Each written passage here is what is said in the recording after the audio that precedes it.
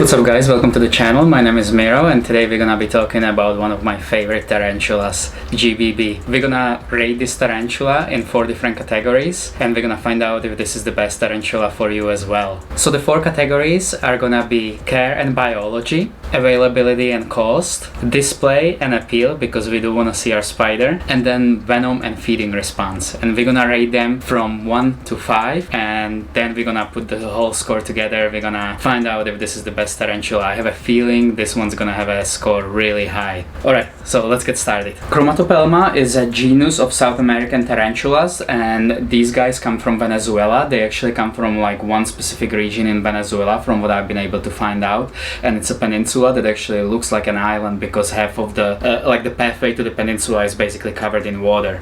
These guys like to live in webbed burrows really close to like roots. Some people call them semi-arboreal, but I wouldn't call them that. I wanna say that they basically like to live by the roots, at the bottom. I would call arboreal spiders some spiders that would climb on the trees, basically. They live in a desert climate, so you wanna keep them dry. I keep mine completely dry and I only have a little water dish in there. And you guys can see this enclosure. Basically this was his second enclosure. We initially put him in one of those Zilla enclosures, but this guy was actually able to get out of there.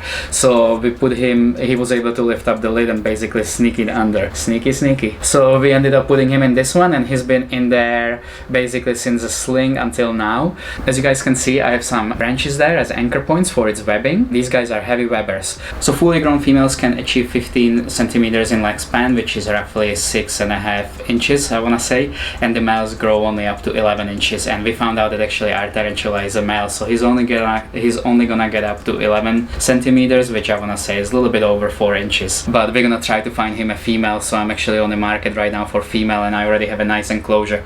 Let me actually show it too. So here it is. This is gonna be for the female. It should be big enough for me to pair them up there as well. Females live a lot longer. They can go up to 12 years, but males only live around 4 to 5 years. The last thing that I want to talk about in this chapter is about their growth rate. And these guys, their growth rate I would say is medium. They're not as fast as some like Xenestes or some species, but they grow pretty fast. This guy was about an inch when we first got him, and that was less than I want to say a little bit more than a year ago. And now look at him, he's so big. Let me show you guys. A little bit more than a year ago, he was just about an inch. And look at him right now. This is not a tarantula that I would recommend handling, mainly because they are kind of skittish and they can get easily scared and they may just jump off and hurt themselves, so I wouldn't recommend handling this tarantula. So for care, I'm gonna give GBB 5 stars because the care couldn't be any easier.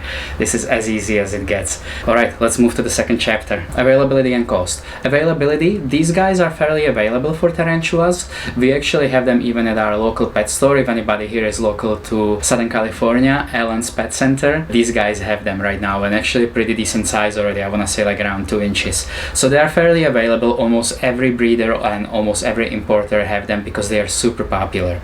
Their cost, they're not the cheapest tarantula. I want to say they're around $50, and for that reason we're gonna give them 4 stars.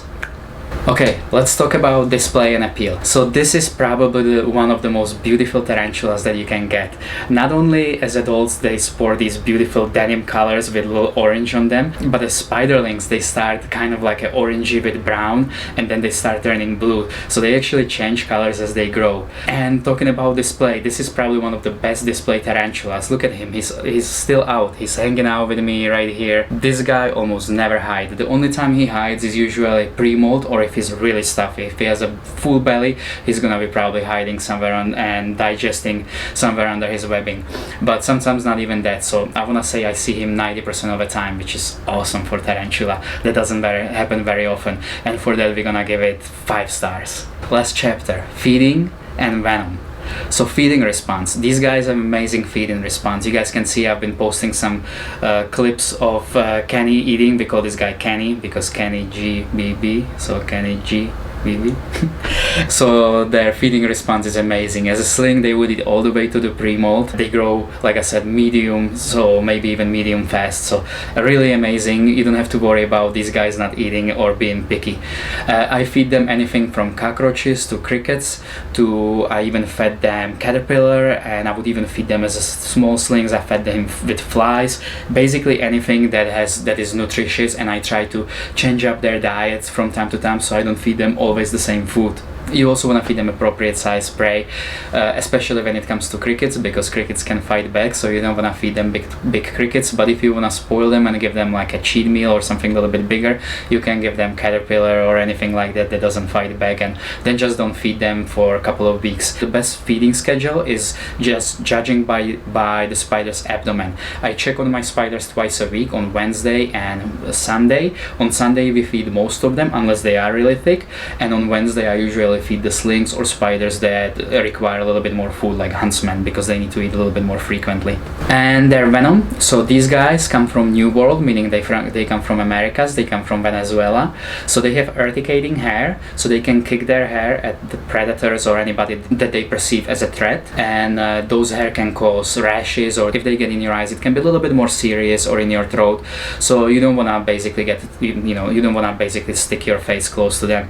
Their venom is almost like their secondary defense, and it is kind of mild. I did a little bit of a research and I found there was a bite report, so I'm just gonna read to you right now real quick how they felt when GBB bit them. A few weeks ago I was refilling Mirage, my male 3-inch GBB, which is kind of a little bit smaller than this guy, water dish, and I'm not sure how, but something spooked him and skidded up on the side of the enclosure and out on my hand. I froze. I did my best not to startle him further, but before I knew it, he sunk his fangs into side of my thumb. I managed to get him back without hurting either of us, and then I expected the bite. It was small like a pinprick and turned pretty red after a few minutes. My thumb swelled up to about 1.5 times normal size. After a few hours, the pain kicked in. It was throbbing pressure in my thumb that radiated up my arm, really unpleasant. It was especially sensitive to touch. The next morning, the pain had significantly decreased and turned into more of a pin needle sensation that only really hurt when I touched the bite area. Okay, so not too bad, huh?